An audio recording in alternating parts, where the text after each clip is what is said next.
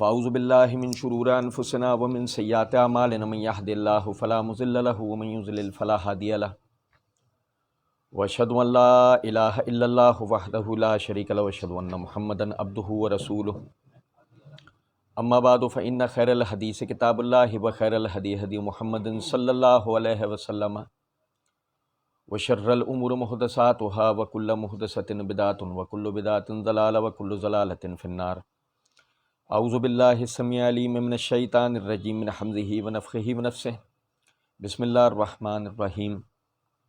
اللہم صلی علی محمد وعلی آل محمد کما صلیت علی ابراہیم وعلی آل ابراہیم انک حمید مجید۔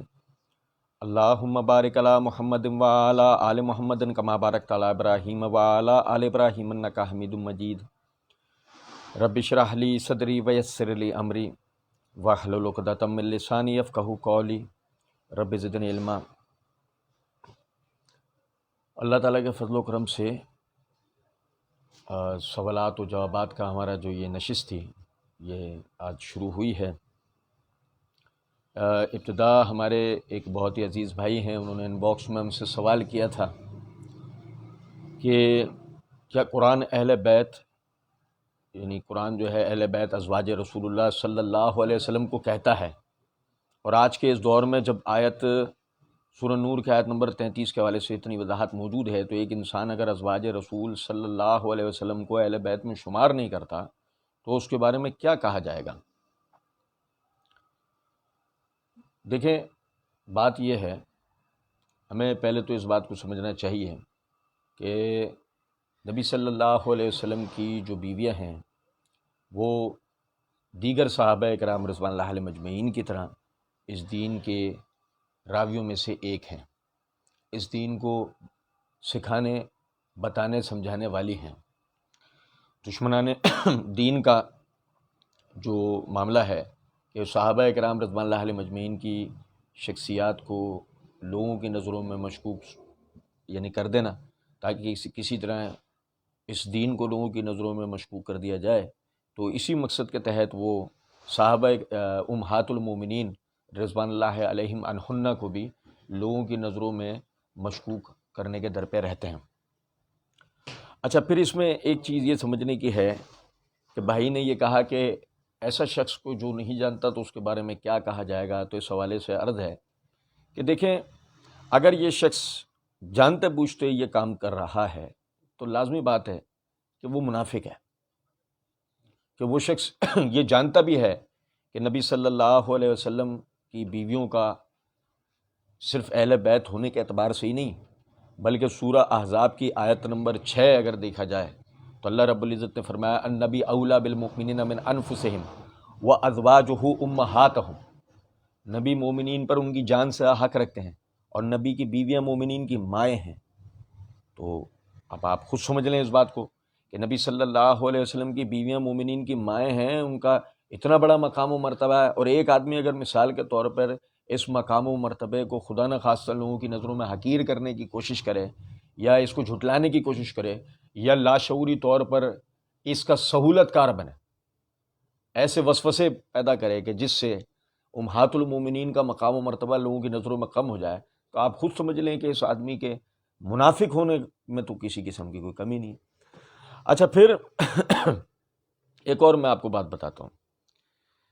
امام آجری کے الشریعہ اور امام لالکائی کی شرح اصول و اعتقاد و اہل السنہ دونوں کے اندر صحیح سند سے یہ روایت موجود ہے کہ عروہ بن زبیر رحمۃ اللہ علیہ کہتے ہیں کہ میرا ایک شخص سے اس حوالے سے اختلاف ہوا کہ وہ یہ کہنے لگا، یعنی کہ حضرت عائشہ رضی اللہ تعالی عنہا کے بارے میں برے کلمات وہ کہنے لگا، تو عروہ بن زبیر رحمۃ اللہ علیہ کہتے ہیں کہ میں نے کہا کہ کیا وہ تمہاری ماں نہیں ہے؟ وہی جو اللہ نے ان کو مقام اس امت کی یعنی اور مردوں کی ماں قرار دیا ہے، تو کیا وہ تمہاری ماں نہیں ہے؟ اس شخص نے کہہ دیا کہ نہیں، وہ میری ماں نہیں۔ تو جب اس بات کا حضرت عائشہ صدیقہ رضی اللہ تعالی عنہا کو پتہ لگا تو آپ نے فرمایا وہ صحیح کہہ رہا ہے، میں مومنین کی ماں ہوں، کافروں کی نہیں۔ تو خدا نخواستہ ہم ایسے آدمی کو کافر نہیں کہہ رہے، اور الشریعہ کے اندر الفاظ جو نا منافق کے بھی ہیں، تو جو ہلکی سے ہلکی بات ہے وہ یہ کہ ایسا آدمی کم از کم منافق تو ہے، پھر اس کے بعد بھائی نے آگے پیرا میں یہ کہا ہے، اور اگر ایک انسان اہل بیت کی ترتیب کو ہی معکوس کر دے، یعنی یہ کہے کہ ازواج رسول صلی اللہ علیہ وسلم بھی اہل بیت ہیں، تو اس بارے میں کیا کہا جائے گا؟ انجینئر محمد علی مرزا کے ریسرچ پیپر 5 میں لکھا ہے ایسا کہ ازواج رسول صلی اللہ علیہ وسلم بھی اہل بیت۔ اچھا، اس حوالے سے ہمارا ایک پوری ویڈیو ہے کہ مرزا یعنی کہ معرفت الصحابہ و اہل بیت سیریز کے عنوان سے، اور اس میں عنوان نمبر 2 یہ ہے کہ اہل بیت کون ہوتے ہیں۔ وہاں ہم نے اس کی پوری اللہ کے فضل و کرم سے تفصیل بیان کی ہے، اور ہم نے تحقیق کا یہ نقطہ دیا ہے کہ اصل بات یہ ہے کہ بنیادی طور پر اہل بیت کے اندر سب سے پہلے ازواج مطہرات داخل ہوتی ہیں۔ اس کی سب سے بڑی دلیل جو سمجھنے کے لیے وہ یہ ہے، آدم علیہ السلام دنیا میں کس کے ساتھ آئے تھے؟ اپنی بیوی کے ساتھ آئے تھے۔ تو اگر آدم علیہ السلام کے اہل بیت کا ذکر آئے تو سب سے پہلے نام کس کا آئے گا؟ ظاہر ہے آپ کی زوجہ کا آئے گا۔ اسی طریقے سے دیگر انبیاء کرام علیہ السلام کو بھی دیکھ لیجئے، اگر آپ انہیں دیکھیں گے، وہ اگر کسی کے ساتھ دعوت دین کے کام میں کھڑے نظر آ رہے ہوں گے خواتین میں، تو ان میں پہلے نمبر پہ یا تو ان کی والدہ ہوں گی ان کے ساتھ، یا ان کی بیوی ہوں گی۔ یسوع مسیح ہیں، وہ اپنی والدہ کے ساتھ نظر آتے ہیں۔ ابراہیم علیہ السلام ہے تو وہ اپنی بیوی حجرہ کے ساتھ نظر آتے ہیں۔ موسیٰ علیہ السلام ہے تو وہ اپنی بیوی کے ساتھ نظر آتے ہیں۔ تو میرا اس بات سے بتانے کا مقصد یہ تھا کہ اگر ایک آدمی یوں کہے کہ ازواج رسول بھی اہل بیت میں سے نہیں، تو وہ غلط بات کر رہا ہے۔ اسے یہ کہنا چاہیے کہ ازواج رسول ہی اہل بیت ہے، پھر اس کے بعد بھی کی بحث ہوتی ہے۔ کہ جیسے ابو لہب نبی صلی اللہ علیہ وسلم کا چچا، وہ آپ کے اہل بیت میں شمار نہیں ہو سکتا، لیکن حمزہ، عقیل، عباس، جعفر، آپ کے وہ تمام چچا جو آپ کے اوپر ایمان لے کے آئے، وہ سب اہل بیت ہیں، ان کی سب کی اولادیں اہل بیت ہیں۔ آپ کے چچا زاد، پھوپھی زاد، بہن بھائی جو ایمان لے کر آئے، سب اہل بیت ہیں۔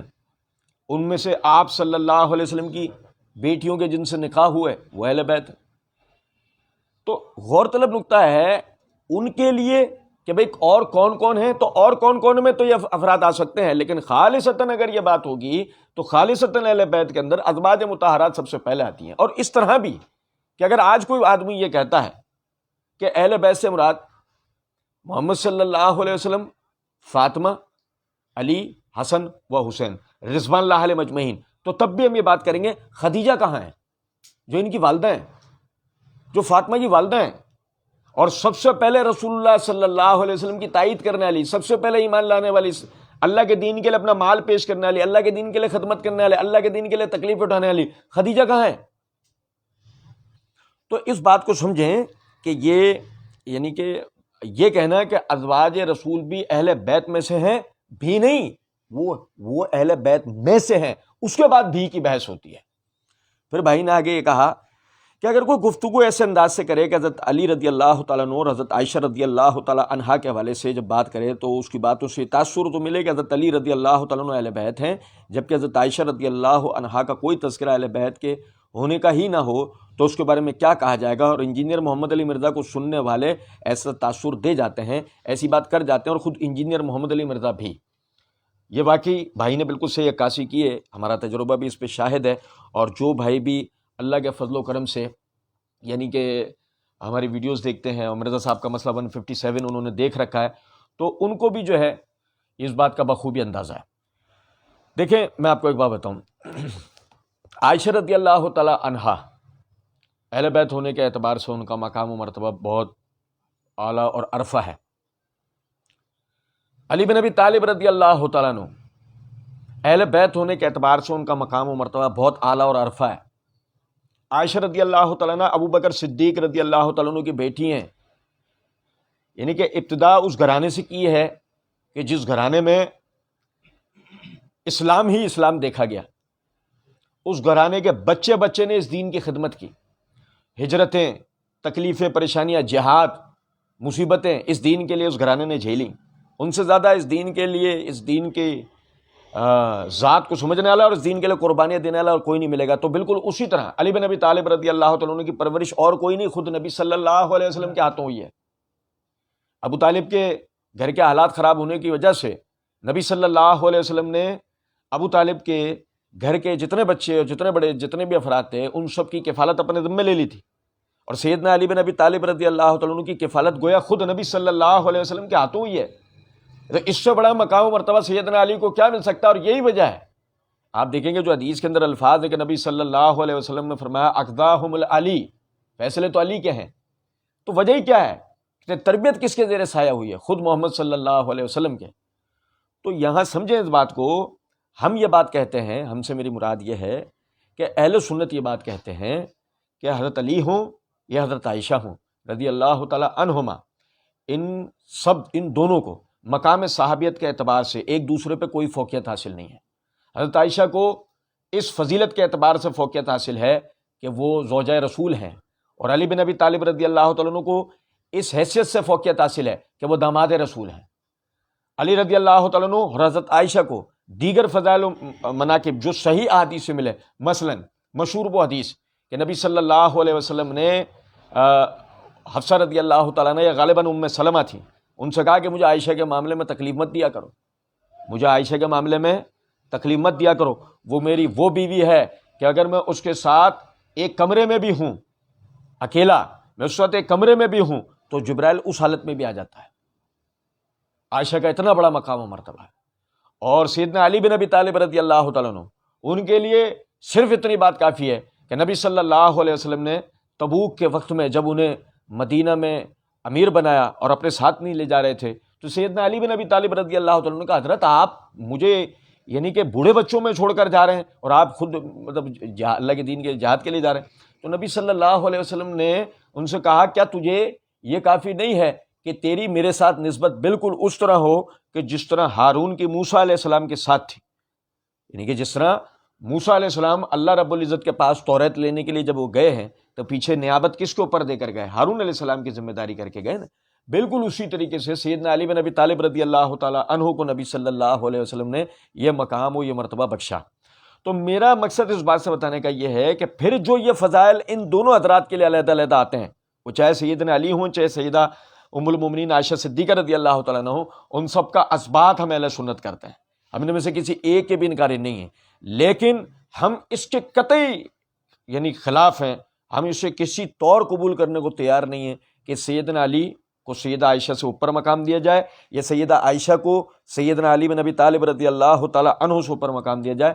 یہ طریقہ اہل سنت کا طریقہ نہیں ہے، یہ خالصتاً رافضیت کا طریقہ ہے۔ اللہ رب العزت اس سے محفوظ فرمائے۔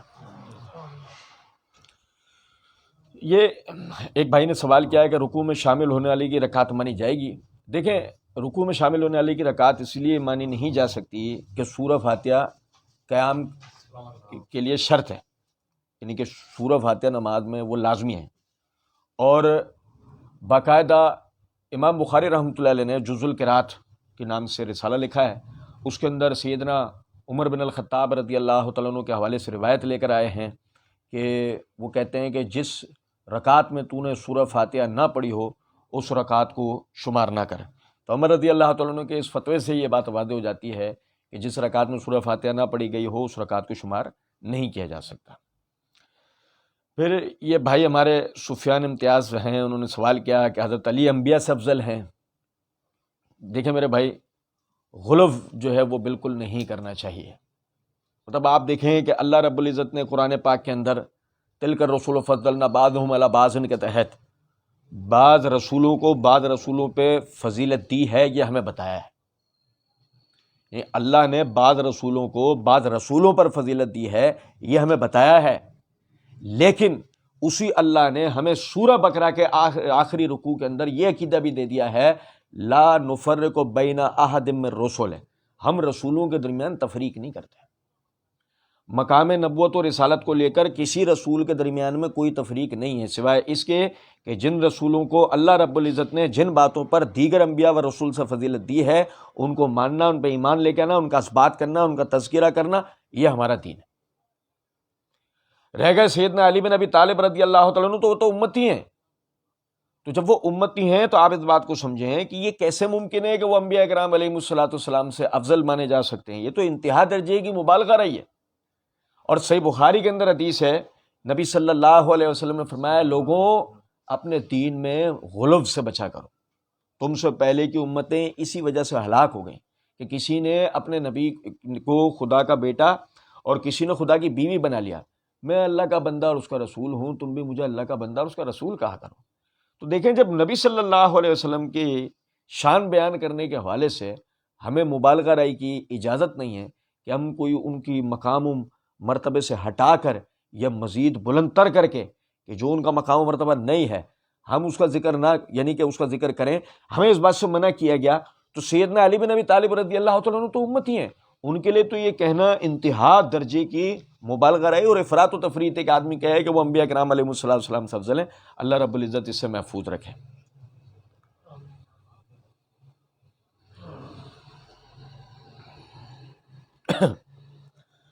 ایک بھائی نے ارشد نامی کوئی بھائی ہیں، انہوں نے سوال کیا ہے رکوع کے بعد ہاتھ باندھنے کی شرعی حیثیت کیا ہے؟ دیکھیں، میں آپ کو ایک بات بتاؤں، اصل میں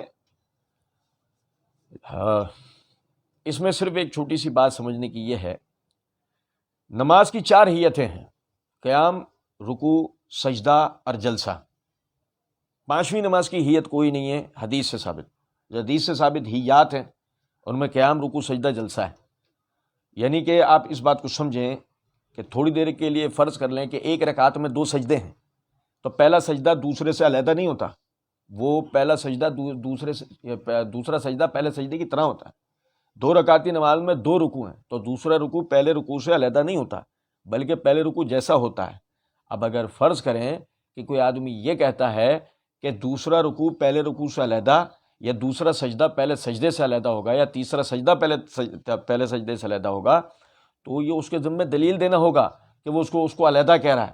تو آپ اس بات کو سمجھیں کہ نماز میں جب آدمی قیام کرتا ہے تو قیام کی جو کیفیت بتائی گئی ہے، وائل بن حجر رضی اللہ تعالیٰ عنہ فرماتے ہیں اذا کان قائما فی الصلاۃ قبض بیمینہ علی شمالہ، کہ نبی صلی اللہ علیہ وسلم جب بھی نماز میں کھڑے ہوتے تھے، قیام کرتے تھے، تو اپنے دائیں ہاتھ کو بائیں ہاتھ پر رکھتے تھے۔ اس سے پتہ لگا قیام کی جو کیفیت ہے وہ دائیں ہاتھ کو بائیں ہاتھ پر رکھنا ہے، کوئی اور کیفیت نہیں ہے۔ تو اب آپ سمجھیں ذرا اس بات کو کہ جب آدمی رکوع سے اٹھ کے کھڑا ہوگا تو وہ اپنے ہاتھ کیوں لٹکائے گا؟ ظاہر ہے وہ بھی قیام ہے، جب وہ قیام ہے تو وہ اپنے ہاتھ باندھے گا نا۔ اب میری بات سمجھ رہے ہیں؟ اب کوئی کہے کہ نہیں جی وہ ہاتھ لٹکائے گا، تو اگر وہ ہاتھ لٹکائے گا تو یہ ہیت اضافی ہوئی، تو اگر یہ ہیت اضافی ہوئی تو اس آدمی کے ذمے اس کی دلیل دینا ہوگا۔ ہاں یہ ضرور ہے کہ اس حوالے سے جو ہم اسلاف امت کو دیکھتے ہیں ان میں ہمیں 2 اقوال ملتے ہیں۔ پہلا طبقہ یہ بات کہتا ہے کہ رکوع سے اٹھ کے ہاتھ لٹکائے جائیں گے، دوسرا طبقہ کہتا ہے ہاتھ باندھے جائیں گے۔ یہ دونوں طرح کے اقوال ہمیں سلف سے ملتے ہیں، وہ چاہے فقہ حنفی ہو، وہ فقہ حنبلیہ ہو، فقہ شافعی ہو، فقہ مالکی، کوئی بھی ہو، سب کے اندر میں ہاتھ لٹکانے اور ہاتھ باندھنے کی روایت ہمیں مل جاتی ہے۔ لیکن اس میں ایک بات سمجھیں کہ اگر ہم حدیث کی روح سے دیکھیں، یعنی کتاب و سنت سے جو ہمیں بات پتہ لگتی ہے وہ یہ کہ نماز میں ہاتھ لٹکانا نماز کی ہیت میں سے نہیں ہے۔ نماز میں ہاتھ لٹکانا چاہے وہ پہلے قیام میں ہو، دوسرے میں ہو، تیسرے میں ہو، چوتھے میں ہو، وہ نماز کی ہیت میں سے نہیں ہے، کسی طور ثابت نہیں ہے۔ اور یہ بات کہ رکوع سے اٹھ کے، تو وہ رکوع سے اٹھ کے بھی قیام ہے۔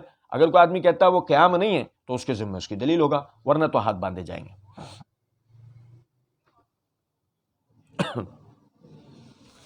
ایک بھائی نے یہ سوال کیا ہے، سفیان امتیاز خان صاحب، وہ کہتے ہیں کہ امیر معاویہ رضی اللہ تعالیٰ عنہ کے نام کا مطلب بتا دیں۔ اچھا، میں یہاں پہلے ایک چیز کی تصحیح کر دوں کہ یہ مجھے دے دیجیے گا سوال جو لکھ لیا، میں ایک چیز کی تصحیح یہاں پر کر دیتا ہوں کہ یہ جو معاویہ رضی اللہ تعالیٰ عنہ کے نام کے ساتھ امیر کا جو لاحقہ لگایا جاتا ہے نا، اس سے احتیاط کرنی چاہیے۔ یہ ہمارا اہل سنت کا طریقہ نہیں ہے۔ دیکھیں، سمجھیں اس بات کو، یہ خالصتاً ناسبیت، مطلب آپ ایک طرف امیر ابو بکر، امیر عمر، امیر عثمان، امیر علی نہیں کہیں، امیر حسن نہیں کہیں، آپ امیر معاویہ کہیں، یا امیر کا اطلاق انہی کے ساتھ کیوں؟ ایسا نہیں۔ اسی طریقے سے یہ کہنا امام حسن، امام حسین، یہ بھی صحیح نہیں۔ اگر آپ نے امام علی، امام حسن، امام حسین کہنا ہے تو آپ امام ابو بکر، امام عمر، امام عثمان، امام علی، امام حسن، امام معاویہ، پھر سب کے ساتھ امام لگائیں۔ یہ تفریق نہ کریں۔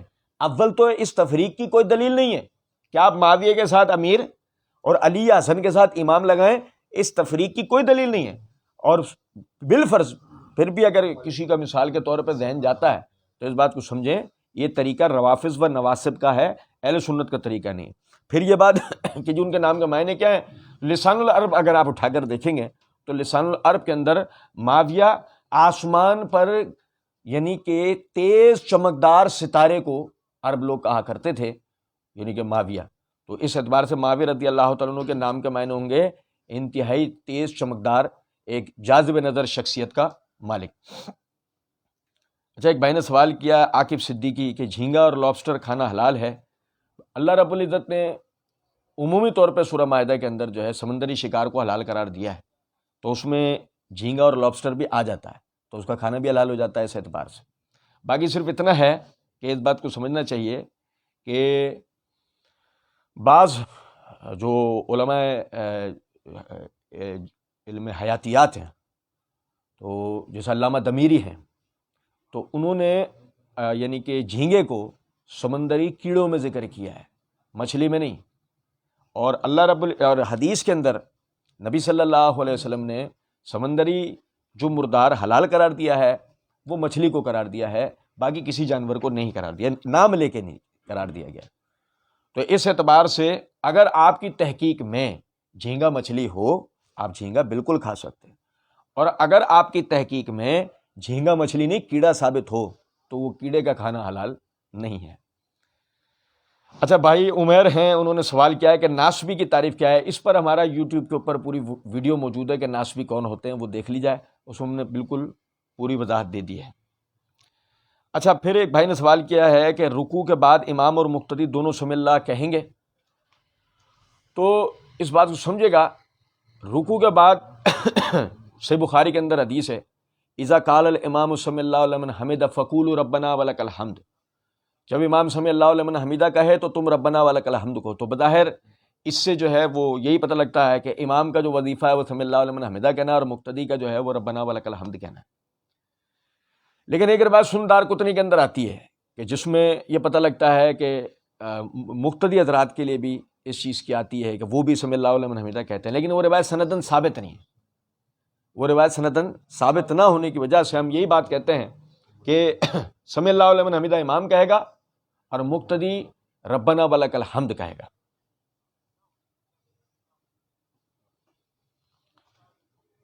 اچھا، یہ فہیم اختر بھائی نے سوال کیا کہ کپڑے کے موضوع پر مسح. بھائی دیکھیں، اس بات کو سمجھیں، موضوع پر مسح کرنے کے حوالے سے سنن ترمذی کے اندر برا بن عاتب رضی اللہ تعالیٰ عنہ کی روایت موجود ہے، ابو موسیٰ اشعری رضی اللہ عنہ کی روایت ابو داؤد وغیرہ کتابوں میں آتی ہے موضوع پر مسح کے حوالے سے. تو اس کے اندر یہ تفریق نہیں ہے کہ چمڑے کا ہو یا کپڑے کا ہو، موضوع پہ مسح کا آتا ہے، ٹھیک ہے نا، یہ تفریق نہیں آتی. ہاں، بہرحال یہ ہے کہ لغت کے اعتبار سے جو ہے وہ جو جورب ہے وہ اس موضوع کو کہا جاتا ہے جو یعنی کہ اون سے، دھاگے سے، کپڑے سے بنا، اور خفین وہ کہا جاتا ہے ان کو جو چمڑے کے بنے ہوں. تو امام بخاری، امام مسلم وغیرہ محدثین نے تو باقاعدہ اس چیز کی طرف اشارہ کیا ہے کہ دونوں کے اوپر مسح جو ہے وہ ابواب قائم کر کے انہوں نے، کیونکہ ان کی شرط کے اوپر موضوع پہ مسح کرنے کے حوالے سے کوئی صحیح حدیث نہیں تھی، یہی وجہ وہ لے کر نہیں آئے، لیکن انہوں نے ابواب کی تقسیم کر کے اس بات کی طرف اشارہ کر دیا کہ ان میں تفریق کوئی نہیں ہے. آپ جو ہے وہ یعنی کہ چمڑے کے موضوع پہ کریں یا کپڑے کے موضوع پہ کریں، اس کی گنجائش موجود ہے. اچھا، لیکن اس میں ایک بات سمجھنے کی ہے، اور وہ بات سمجھنے کی یہ ہے کہ ہمارے ہاں لوگ جو نا یہ سمجھتے ہیں کہ یہ کوئی سردیوں میں وضو کا لازمی نتیجہ ہے. او بھائی، یہ سردیوں میں کوئی وضو کا لازمی کوئی فریضہ نہیں ہے، یہ جواز ہے. اصل جو ہے وہ وضو میں پیر دھونا ہے، یہ تو رخصت ہے. کہ اگر آپ مثال کے طور پہ سخت سردی ہے اور آپ جو ہے وہ ٹھنڈا پانی آپ کو میسر ہے، گرم پانی آپ کو میسر نہیں ہے، تو ایک سہولت شریعت نے دے رکھی ہے کہ آپ موضوع پر مسح کر لیں. لیکن اگر مثال کے طور پر پانی آپ کو گرم حاصل ہے اور ایسی کوئی سردی نہیں پڑ رہی کہ اگلے ہی لمحے آپ کی روح پرواز کر جائے گی، تو میرے بھائی اس بات کو سمجھیں، پیر دھونے چاہیے، اور دھونے میں اجر زیادہ ہے. صحیح مسلم کی جو وہ حدیث ہے کہ نبی صلی اللہ علیہ وسلم نے فرمایا کہ کل قیامت کے دن میں اپنے امتیوں کو ان کے وضو کے اعضاء چمکنے کی وجہ سے پہچانوں گا. تو جس کو جو چاہے وہ اپنی روشنی کو بڑھا لے. تو وہ صحابہ کہتے ہیں کہ اس کے بعد ہم وضو کے اندر باقاعدہ دھونے میں مبالغہ کیا کرتے تھے. تو اس سے یہ بات پتہ لگی کہ دھونا افضل ہے، تو پیر دھونے ہی چاہیے. ہاں، اگر میں پھر دوبارہ عرض کر رہا ہوں کہ آپ کو پانی مثال کے طور پہ یعنی کہ ٹھنڈا ہے، سردی بہت تیز ہے، تو یہ شریعت نے رخصت دے دی ہے مسح کرنے کی، تو پھر آپ مسح کر لیں، اس میں کوئی حرج نہیں۔ ایک بھائی نے سوال کیا اللہ آپ کو میری زندگی بھی لگا دے، کیا یہ دعا جائز ہے؟ یہ میرے علم میں نہیں ہے کہ یہ دعا جائز ہے یا نہیں، یہ میرے علم میں نہیں ہے، یا آپ بھائی نے توجہ دلائی ہے یا ہم بھی انشاءاللہ علماء سے پوچھیں گے، ٹھیک ہے نا۔ میں بھی یہ دعا کرتا ہوں علماء کے لیے، ہم بھی یہ بات کیا کرتے ہیں کہ اللہ ہماری بھی عمر انہیں لگا دے ان کی خدمات کو دیکھ کے۔ اب یہ جائز ہے یا نہیں، یہ آپ نے توجہ دلائی ہے، انشاءاللہ اس حوالے سے ہم دیکھیں گے۔ پھر کسی مجلس میں آپ دوبارہ سے یہ سوال جواب کا سیشن ہوگا نا، تو آپ یہ سوال کیجئے گا انشاءاللہ، تو آپ کو انشاءاللہ اس کا جواب بتائیں گے۔ ایک بھائی نے سوال کیا ہے کہ شادی میں لفافہ لینا جائز ہے؟ یہ میرے فیوریٹ سوالوں میں سے ایک ہے۔ اچھا آپ اس کو سمجھے گا ذرا بات۔ دیکھیں میرے بھائی، شادی دو قسموں کی ہوتی ہے، ایک وہ ہوتے ہیں جو ممی ڈیڈی کرواتے ہیں، توجہ سنے گا، ایک وہ ہے جو ممی ڈیڈی کرواتے ہیں، ایک وہ ہے جو آدمی محنت کرتا ہے، لائق ہو جاتا ہے، تو پھر بڑے بوڑھے کہتے ہیں بھائی ہاں بھائی ٹھیک ہے، اب تو اپنے سمیت بیوی کو پال سکتا ہے، ہاں پال سکتا ہے، ٹھیک ہے تیری شادی کرا دیتے ہیں۔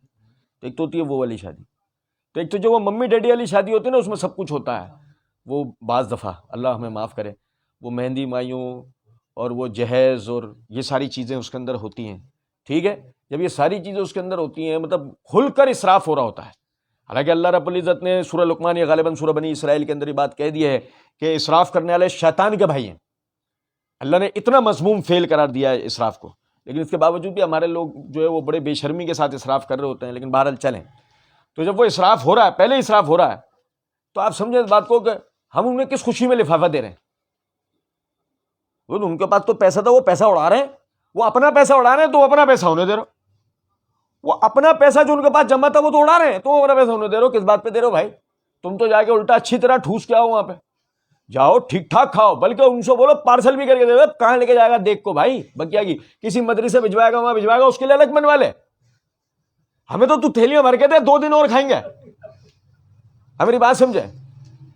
ایسی جگہ لفافہ نہیں دینا چاہیے۔ جبکہ اس کے برعکس لفافے کی شرعی حیثیت آپ کو بتاتا ہوں۔ لفافے کی شرعی حیثیت کیا ہے؟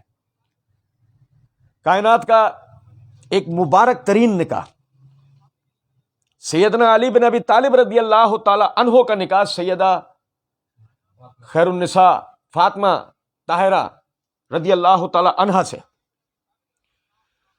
کہ ہو گیا بھائی، بات طے ہو گئی، شادی طے ہو گئی۔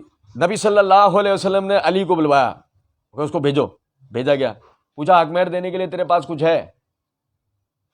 کہا حضرت حق مہر دینے کے لیے تو کچھ بھی نہیں ہے۔ سنیں یار غور طرف، لفافہ والا سارا ٹولہ سمجھے اس بات کہ جی حق مہر دینے کے لیے تو کچھ بھی نہیں ہے۔ تو نبی صلی اللہ علیہ وسلم نے فرمایا وہ فلاں فلاں غزوے میں جو تجھے زرہ ملی تھی، اس زمانے کی بلٹ پروف جیکٹ جو تجھے زرہ ملی تھی، اس کا کیا کیا تو نے؟ کہ حضرت وہ ہے۔ فرمایا جاؤ اس کو بیچ اور اس کے پیسے لے کر آ۔ تو سیدنا علی بن ابی طالب رضی اللہ تعالیٰ عنہ نکلے رستے میں، یعنی بیچنے کے گھر سے نکلے، اور رستے میں عثمان رضی اللہ تعالیٰ عنہ ملے۔ پوچھا علی کہاں جا رہے ہو؟ زرہ ہاتھ میں دیکھ کے کہا کہاں جا رہے ہو؟ کہا میری فاطمہ سے نکاح طے ہو گیا ہے۔ تو نبی صلی اللہ علیہ وسلم نے حق مہر کا کہا ہے، تو اس کو بیچ کر حق مہر لوں کا بندوبست کروں گا۔ تو عثمان رضی اللہ تعالیٰ نے کہا کتنے کی بیچتے ہو؟ 40 درہم کی۔ تو عثمان رضی اللہ تعالیٰ نے کہا لاؤ مجھے دو۔ لیے 40 درہم ان کے ہاتھ میں دیے کہ گنو۔ گن لیے کتنے؟ کہ 40 درہم۔ میرا تمہارا سودا ہو گیا؟ ہاں۔ تمہیں رقم مل گئی؟ ہاں۔ مجھے تم نے چیز دے دی؟ جی۔ یہ لو میری طرف سے شادی کا تحفہ، یہ ہے لفافہ، یہ میری طرف سے تمہارے لیے شادی کا تحفہ ہے۔ توجہ سنیں، کیا پتہ لگا کہ سیدنا علی بن ابی طالب رضی اللہ تعالیٰ عنہ نکاح کی کفایت نہیں پاتے تھے، ان کے حالات ایسے نہیں تھے۔ تو یہی وجہ ہے کہ ان کے مسلمان بھائی ہونے کی حیثیت سے عثمان رضی اللہ تعالیٰ عنہ نے ان کے ساتھ ایک ہیلپ کرتے ہوئے شادی میں ان کی زرہ خرید کے وہ رقم انہیں بطور ہدیہ، وہ زرہ انہیں بطور شادی کا تحفہ انہیں واپس دے دی، اور رقم ان کی ایک طرح سے تعاون علی البر والتقویٰ کے تحت کہ نیکی اور بھلائی کے کاموں میں ایک دوسرے کے ساتھ تعاون کرو، وہ رقم بھی انہیں لوٹا دی۔ تو میرے بھائی، جب ہمارے ارد گرد کے اندر نکاح کا معاملہ کہیں چل رہا ہو اور ہم دیکھیں کہ وہ ایسے لوگ ہیں کہ جنہوں نے بڑی قسمہ پرسی کے عالم میں اس نکاح کے معاملے کو کیا ہوگا، تو انہیں لفافہ دینا چاہیے، اور پھر انہیں لفافہ بھی تگڑا دینا چاہیے۔ یہ میں آپ کو بتا دوں بات، انہیں لفافہ بھی تگڑا دینا چاہیے. تگڑا دینے سے مراد یہ ہے کہ آپ 4 دوست مل کے ایک شادی مثال کے طور پہ اٹینڈ کرنے جا رہے ہو نا، آپ 4 دوست مل کے ایک اچھی جگہ پہ کھانا کھانے جاتے، کتنے کا بل بنتا؟ تو جتنے کا بل بنتا اتنے پیسے کم از کم لفافے میں ڈال کے دینے چاہیے، تاکہ اس بھائی کے ساتھ تعاون والا معاملہ ہو. اچھا، یہ ایک بھائی نے سوال کیا ہے کہ آیت تطہیر سے مراد صرف پنجتن پاک ہیں یا ام المومنین بھی ہیں؟ دیکھیں، وہی بھائی نے شاید میرا جواب پہلے نہیں سنا ہے، تو یہی وجہ ہے کہ پھر سوال میں یہ غلطی ہوئی ہے. دیکھیں، آپ آیت تطہیر کو بھی غور سے پڑھ لیں، اس کے آگے پیچھے سیاق کو دیکھ لیں.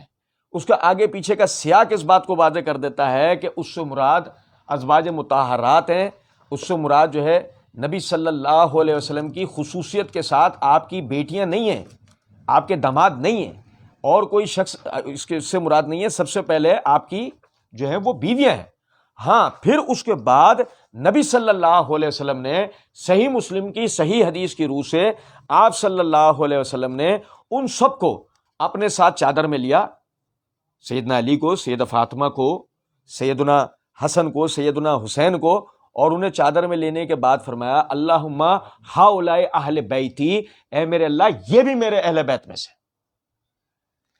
تو آپ سمجھیں ذرا اس بات کو کہ ازواج مطہرات تو آیت تطہیر کے اندر بالاولی داخل ہیں، اور یہ حضرات بھی جو ہے وہ آیت تطہیر کے اندر داخل ہو گئے.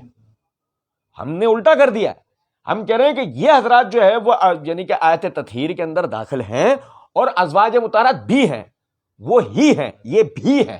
یہ اس بات کو ذہن میں رکھیں، اور اس سے خدا نہ خواستہ ان میں سے کسی کی بھی عزت کے اندر کسی قسم کی کوئی کمی لاحق نہیں ہوتی. یہ بات ہمیشہ ذہن میں رکھیے گا.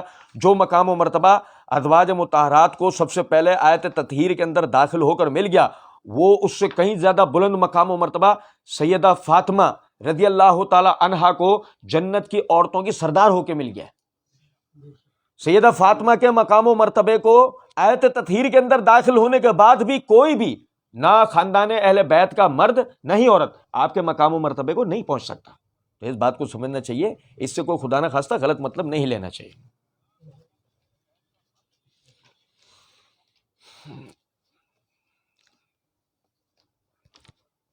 اچھا، یہ ایک بھائی نے سوال کیا ہے رفع الیدین کرنا یا نہ کرنا کیسا ہے، نہ کرنے والے کی نماز کے بارے میں کیا رائے ہے؟ عمر فاروق بھائی نے یہ سوال کیا ہے.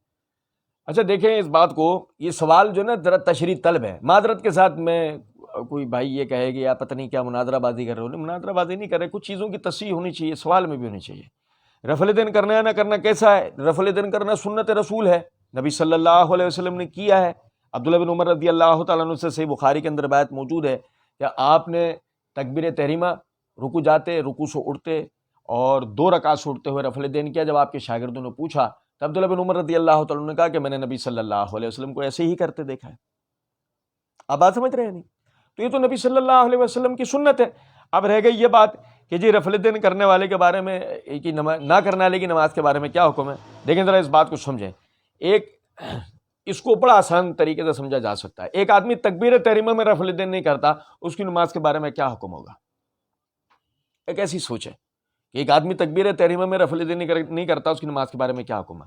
ایک آدمی وطر کے اندر رفع الیدین نہیں کرتا، ٹھیک ہے، تو اب اس کے بارے میں کیا یعنی کیا حکم لگے گا؟ ایک آدمی عیدین کی نماز کی جو زائد تکبیرات کے اندر رفع الیدین نہیں کرتا، اس کی نماز کے بارے میں کیا حکم ہوگا؟ جو اس کی نماز کے بارے میں حکم سمجھا جاتا ہے، بتایا جاتا ہے، وہی حکم تکبیر تحریمہ، رکوع جاتے، رکوع سے اٹھتے اور 2 رکعت سے اٹھتے کے رفع الیدین کے بارے میں بھی ہے.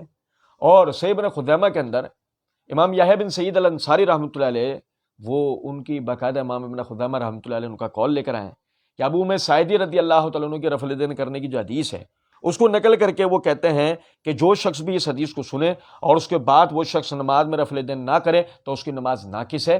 یہ قول میرے بتانے کا مطلب صرف اتنا تھا کہ آپ دیکھیں کہ ائمہ محدثین کے ایسے بھی فتاوی جات و اقوال موجود ہیں.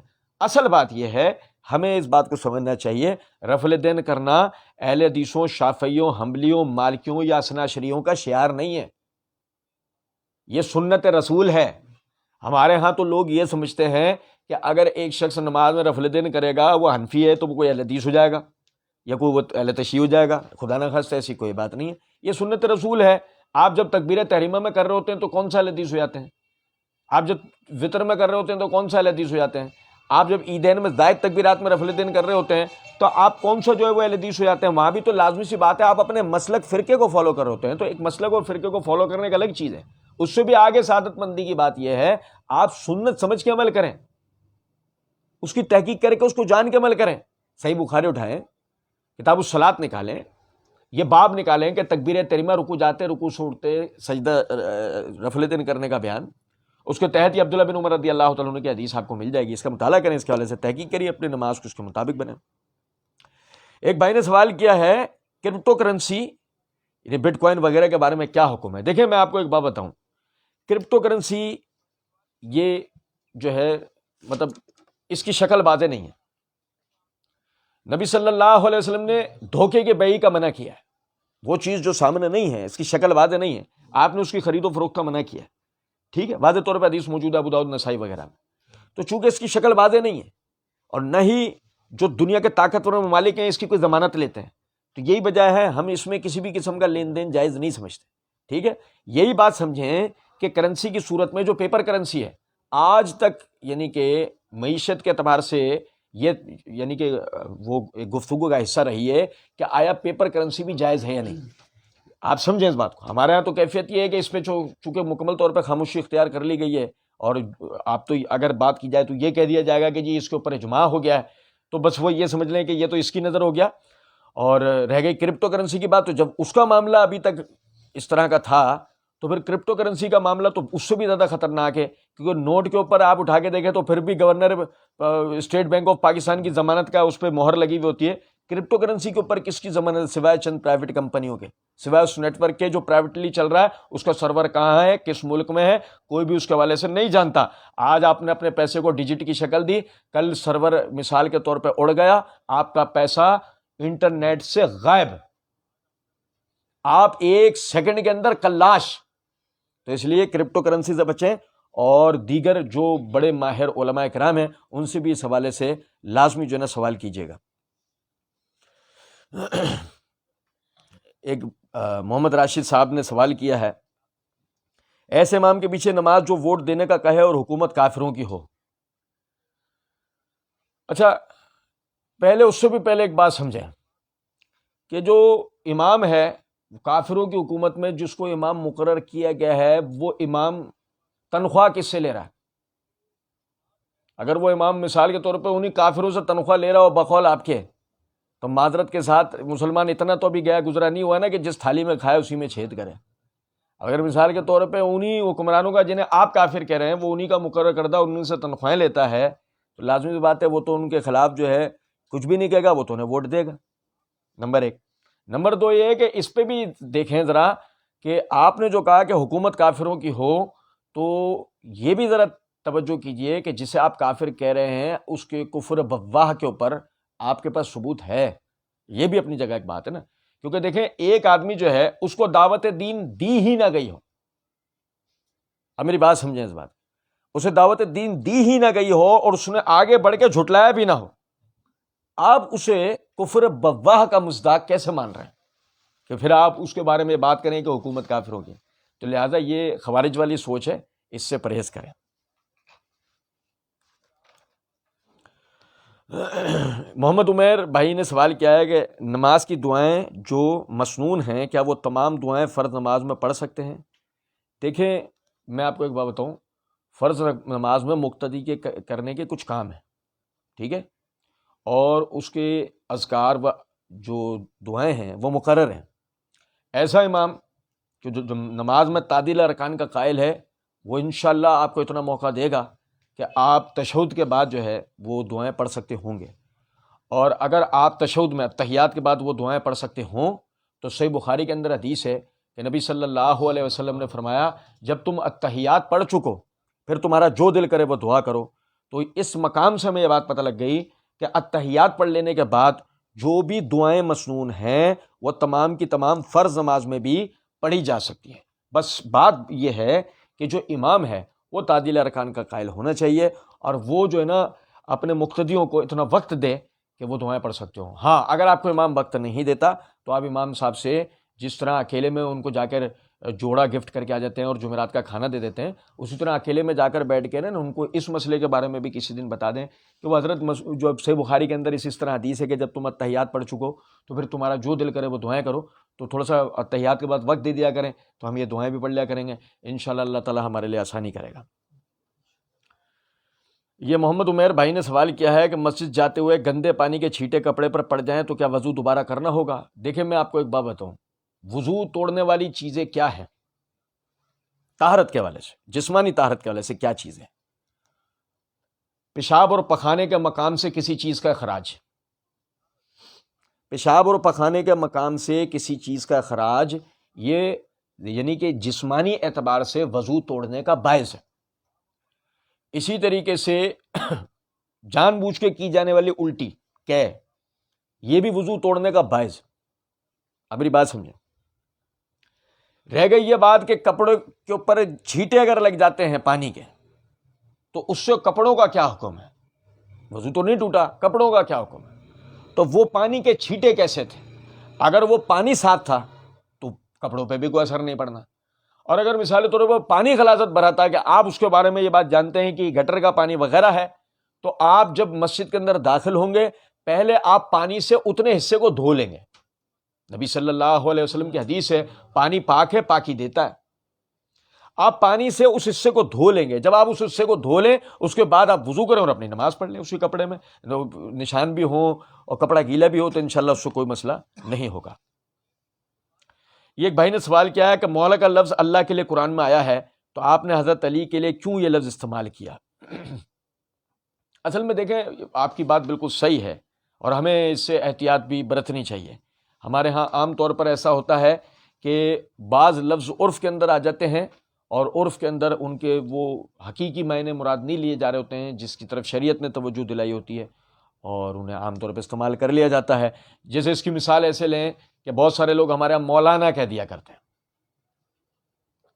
اب اگر علی کے لیے مولا نہیں بولا جائے گا تو علی کے غیر کے لیے مولانا یعنی ہمارے مولا یہ بھی تو نہیں کہا جائے گا نا۔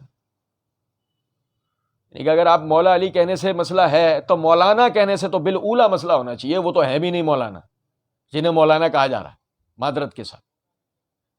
یہ ٹھیک ہے کہ اللہ رب العزت نے قرآن پاک کے اندر فرمایا بل اللہ مولاکم وہو خیر الناصرین، بلکہ اللہ تمہارا مولا ہے اور وہ سب سے بہترین مددگار ہے۔ اور صحیح مسلم کے اندر حدیث ہے نبی صلی اللہ علیہ وسلم نے فرمایا تم میں سے کوئی بھی آقا اپنے غلام کو عبدی نہ کہے، میرا بندہ نہ کہے، اور تم میں سے کوئی بھی غلام اپنے آقا کو مولا ہی نہ کہے، میرا مولا نہ کہے۔ تو اس اعتبار سے مخلوق کے لیے لفظ مولا کا استعمال کرنے سے بچنا چاہیے، احتیاط کرنی چاہیے۔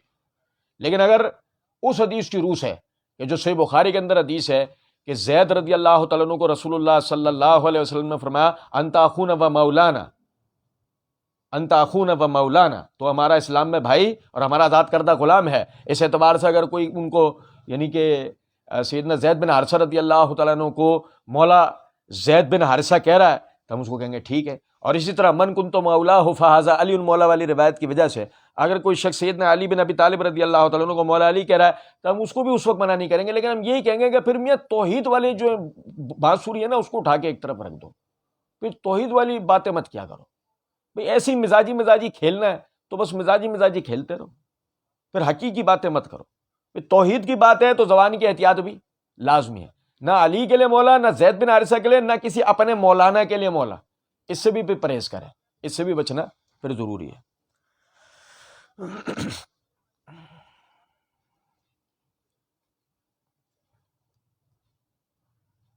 اچھا یہ بھائی نے سوال کیا، میں شاید پہلے ہی جواب دے چکا ہوں اس کا کہ جو لوگ اپنے آپ کو مولانا کہلوانا پسند کرتے ہیں کہاں تک درست ہے؟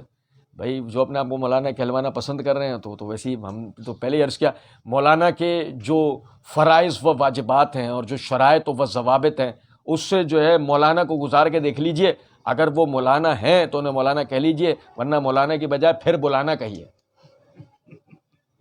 مولانا کہیں مجھے مولانا کہو تو آپ کہیں نہیں پھر بلانا۔ کچھ بات آ رہی ہے سمجھ میں؟ نہیں دیکھو ہمارے دین کا جو اسلوب اور طریقہ ہے کہ ہم اپنے بڑے کے لیے شیخ، ٹھیک ہے، حافظ، عالم، قاری یہ الفاظ استعمال کرتے ہیں۔ یہ وہ الفاظ تھے ہمارے جو اسلاف تھے وہ بھی جو ہے یہ الفاظ استعمال کرتے تھے۔ میرا اشارہ ہے 300 ہجری سے پہلے کی طرف، وہ لوگ بھی استعمال کیا کرتے تو اس طرح کے الفاظ ہمیں بھی استعمال کرنے چاہیے، حافظ، عالم، قاری، شیخ، یہ الفاظ ہمیں استعمال کرنے چاہیے۔ ایسا لفظی کیوں استعمال کریں کہ بدعتیوں سے ہماری کسی بھی طرح کی مشابہت ہو؟ احتیاط کریں۔ باقی میں نے عرض کیا کہ اگر آپ یہ لفظ استعمال کریں گے تو اسٹارٹ لیں گے یہاں سے، مولا زید بن حارثہ، گو آپ اس کے لیے تیار ہیں تو پھر آپ مولا علی یہ اور اپنے والے مولانوں کے لیے بھی مولا کا لفظ استعمال کریں، ہمیں کون سی پریشانی ہے، کرو آپ، کوئی ٹینشن نہیں، لیکن پھر توحید کی بانسری بھی نہیں بجاؤ، یہ بھی نہیں کریں، یہ والا ڈرامہ بھی نہیں ہونا چاہیے۔ اچھا، وہ کہتا ہے من کن تو مولا علی، حدیث کا کیا حکم ہے؟ امام ترمذی رحمۃ اللہ علیہ نے اس کو حسن قرار دیا ہے، امام ذہبی رحمۃ اللہ علیہ نے اسے صحیح قرار دیا ہے، امام حاکم نے اس کی مستدرک میں تصحیح کی ہے۔ اچھا، کہتے ہیں کہ رضی اللہ عنہ، یہ عمران بھائی کو انہوں نے کہا ہے رضی اللہ عنہ کیا ہر شخص کے نام کے آگے لگا سکتے ہیں؟ انجینئر علی مرزا کہتا ہے لگا سکتے ہیں، ہاں انجینئر صاحب کے آگے بھی لگے گا کچھ دنوں بعد، انجینئر صاحب کے ساتھ بھی جو ہے یہ لفظ رضی اللہ تعالیٰ عنہ شاید لگ جائے کچھ عرصے میں۔ دیکھیں میں آپ کو ایک بات بتاؤں، اہل سنت اس کے قائل نہیں، نہ ہی اہل سنت کا یہ طریقہ ہے۔ ہم یہ کہتے ہیں جس کے ساتھ جو لاحقہ لگانے کی دلیل قرآن اور حدیث سے ثابت ہوتی ہے وہ اس کے ساتھ استعمال کی جائے۔ جیسے میں نے ابھی زید بن حارثہ اور سیدنا علی بن ابی طالب رضی اللہ عنہ کی مثال دی نا۔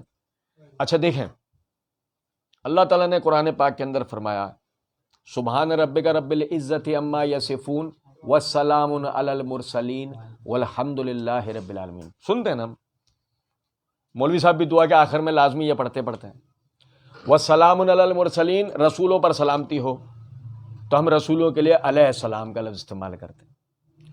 اللہ تعالیٰ نے صحابہ کرام کے لیے سورہ توبہ کے آیت نمبر 100 کے اندر فرمایا والسابقون الاولون من المہاجرین والانصار والذین اتبعوہم بإحسان رضی اللہ عنہم ورضوا عنہ، وہ لوگ کہ جنہوں نے اسلام کے لیے سبقت کی، وہ لوگ کہ جنہوں نے اسلام کے لیے اپنے گھر بار چھوڑے، وہ لوگ کہ جنہوں نے ان گھر بار چھوڑنے والوں کی مدد کی، اور وہ لوگ جو ان سب کے بعد مسلمان ہوئے مگر ان کی صحیح طریقے سے پیروی کی، اللہ ان سے راضی ہو گیا، یہ اللہ سے راضی ہو گئے۔ تو اس آیت کی روح سے ہم صحابہ کرام رضوان اللہ علیہم اجمعین کے ساتھ رضی اللہ تعالی عنہ کا لاحقہ استعمال کرتے ہیں۔ تو اگر کوئی شخص یہ کہتا ہے کہ یہ غیر کے ساتھ بھی استعمال ہو تو وہ یہ کہنا چاہ رہا ہے کہ اللہ اس سے راضی ہو گیا، ہدایت میں نا رضی اللہ تعالیٰ عنہ، اب صحابہ کے لیے اللہ راضی ہو گیا یہ تو سورہ توبہ آیت نمبر 100 میں بتا دیا، لیکن اگر جب آپ غیر کے لیے کہیں گے رضی اللہ تعالیٰ عنہ اللہ سے راضی ہو گیا تو ہم آپ سے پوچھیں گے آپ کو کس نے بتایا؟ آپ نے جب اس صحابہ کے علاوہ غیر کے لیے رضی اللہ تعالیٰ عنہ کا لفظ استعمال کیا تب ہم آپ سے پوچھیں گے تو صحیح نا اللہ ان سے راضی ہو گیا، صحابہ کے لیے تو یہ آیت قرآن میں آ گئی، صحابہ کے غیر کے لیے جب رضی اللہ تعالیٰ عنہ آپ نے کہا صحابہ کے بعد تو ہم آپ سے پوچھیں گے نا آپ کو کیسے پتا کہ اللہ ان سے راضی ہو گیا؟ تو ایسی لا یعنی بے تکی بے بنیاد باتوں سے بچنا چاہیے۔ یہ مرزا جیسے لوگ ہی اس طرح کی باتیں کر سکتے ہیں، ایک معمولی طالب علم بھی اس طرح کی بات نہیں کر سکتا۔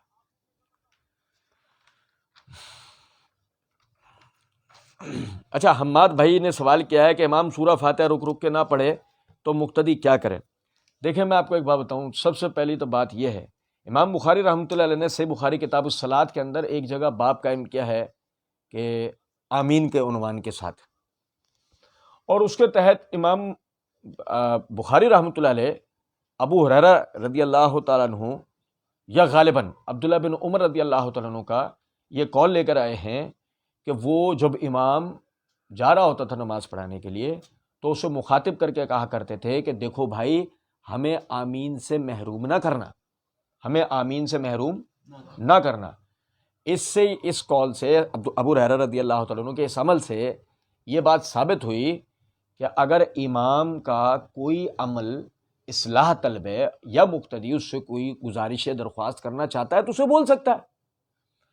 آپ سمجھیں اس بات کو کہ اگر امام سورہ فاتحہ کی قرأت کے دوران میں رک رک کے سورہ فاتحہ نہیں پڑھتا، جیسے کہ ام سلمہ رضی اللہ تعالیٰ عنہ کی روایت موجود ہے، حافظ ابن کثیر رحمۃ اللہ علیہ سورہ فاتحہ کی تفسیر اور سورہ فاتحہ کے فضائل بیان کرنے کے دوران میں اس حدیث کو لے کر آئے ہیں، مسند احمد کے اندر بھی حدیث موجود ہے کہ وہ فرماتی ہیں کہ جب نبی صلی اللہ علیہ وسلم سورہ فاتحہ پڑھتے تو آپ کا طریقہ یہ ہوتا کہ آپ الحمدللہ رب العالمین پڑھتے اور رک جاتے، الرحمن الرحیم پڑھتے رک جاتے، مالک یوم الدین پڑھتے رک جاتے، ایاک نعبد و ایاک نستعین پڑھتے رک جاتے، یعنی کہ ہر آیت میں آپ وقف کرتے تھے، رکتے تھے، ٹھہرتے، تو پیچھے مقتدیوں کو خود بخود وقت ملے گا۔ اس کے علاوہ یعنی کہ امام بہقی رحمۃ اللہ علیہ کتاب القراءۃ خلف الامام کے اندر صحیح سند سے روایت لے کے آئے ہیں کہ عبداللہ بن عمر رضی اللہ تعالیٰ عنہ فرماتے ہیں کہ امام کے لیے قیام میں 2 سکتات ہیں. امام کے لیے قیام میں 2 سکتات ہیں. اور وہ 2 سکتات کیا ہیں؟ ایک تو وہی مشہور سکتہ ہے کہ جو صحیح بخاری کی روایت کے اندر آتا ہے کہ ابو ہریرہ رضی اللہ تعالیٰ عنہ نے نبی صلی اللہ علیہ وسلم سے سوال کیا کہ حضرت آپ تکبیر اور قرات کے درمیان خاموش رہتے ہیں، اس میں آپ کیا پڑھتے ہیں؟ تو نبی صلی اللہ علیہ وسلم نے دعائے استفتاح اللہم باعث بینی یہ آپ نے بتایا.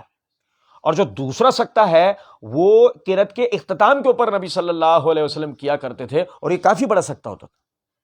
تو آپ اس بات کو سمجھیں کہ ایک تو اگر امام اس پہلے سکتے میں اپنے مقتدیوں کو وقت دیتا ہے تو جتنی سورہ فاتحہ وہ اس وقت پڑھ سکتا ہے وہ اس وقت پڑھ لے. پھر اس کے بعد وہ جو دوسرا سکتہ کرتا ہے بقیہ سورہ فاتحہ اس میں پڑھ لے. اور میں تو یہ کہہ رہا ہوں کہ پہلے تو ان احادیث کو لے کے امام صاحب سے جا کے ملے نا، اور امام صاحب کو جا کر یہ احادیث بتائے کہ یہ نبی صلی اللہ علیہ وسلم کا سورہ فاتحہ پڑھنے کا آپ کا طریقہ ہوتا تھا، ہمیں بھی اس سنت کے مطابق ہی سورہ فاتحہ پڑھنی چاہیے تاکہ پیچھے مقتدیوں کو بھی سورہ فاتحہ پڑھنے کی آسانی ہو.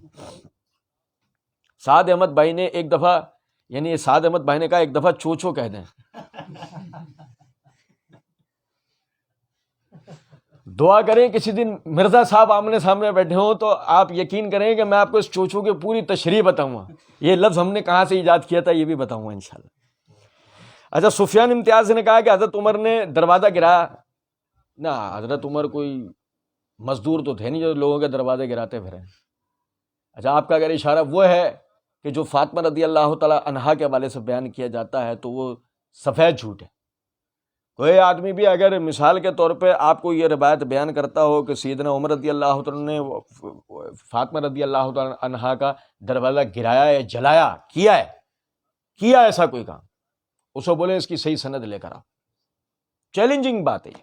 اس کو بولے اس کی صحیح سند لے کے آؤ کہ آپ کو دروازہ گرایا یا جلایا ہے، صحیح سند لے کر آؤ اس کی.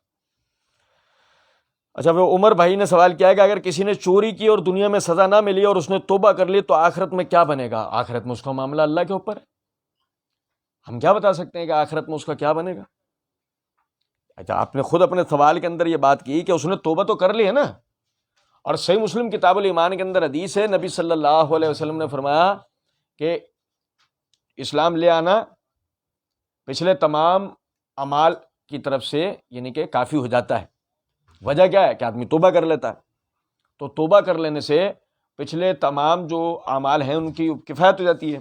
آدمی سچے دل سے توبہ کرے، اور سچے دل سے توبہ کرنا کیا ہے کہ دوبارہ چوری نہ کرے.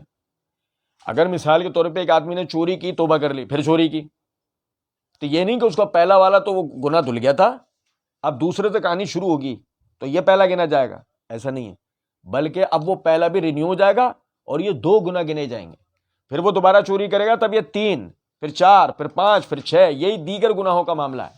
آدمی ایک مرتبہ زنا کرے گا، وہ توبہ کر لے، پھر زنا کرے، تو اب وہ یہ نہ سمجھے کہ اس کا وہ ایک ہی دوبارہ جو اس نے دوسری مرتبہ جو زنا کیا ہے یہ پہلے کی گنتی سٹارٹ ہوئی ہے. نہیں، بلکہ اب پہلا والا بھی دوبارہ رینیو ہو گیا اور یہ دونوں ہی اس کے نامہ اعمال کے اندر چلیں گے. اور پھر آخر کے اندر اللہ رب العزت کے ہاں وہ ان سب کا جواب دہ ہے، سوائے اس کے کہ اگر وہ توبہ کے اوپر مرا ہے تو اس کا معاملہ اللہ کے ساتھ ہے. اللہ رب العزت چاہیں تو اس کا مواخذہ کر لیں، اسے پکڑ کر لیں، اور اللہ رب العزت چاہیں تو اللہ رب العزت اس کو معاف کر دیں.